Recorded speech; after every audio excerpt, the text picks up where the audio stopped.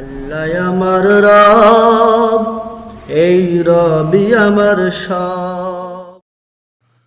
আসসালামু আলাইকুম রহমতুল্লাহি আবরাকাতুহু।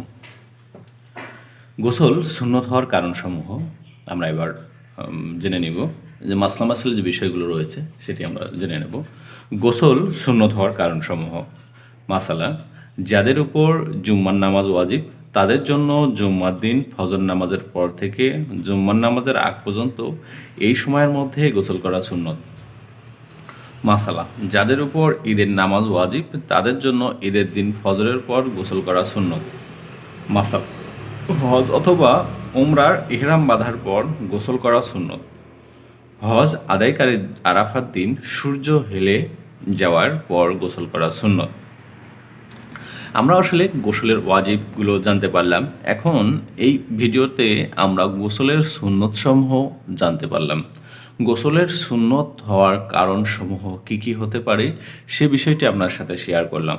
আসুন সুপ্রিয় বন্ধুরা, সুপ্রিয় ভাইয়েরা, প্রাণপ্রিয় মুসলিম উম্মাহ, যাদের উপর গোসল সুন্নত হওয়ার কারণসমূহ রয়েছে সেগুলো আমরা জেনে বুঝে সকলে আমল করার চেষ্টা করেন। গোসল কেন ওয়াজিব হবে, গোসল কেন সুন্নত হবে, কেন আমাদের ইসলামটাকে ভালোভাবে মানা প্রয়োজন, সকল দিক থেকে সে বিষয়ে আপনাদের সামনে ভিডিওগুলো তৈরি করা। আসুন আমরা এই মাসলা মাসাইলগুলো জেনে আল্লাহ তাআলার হুকুমত কায়েম করি।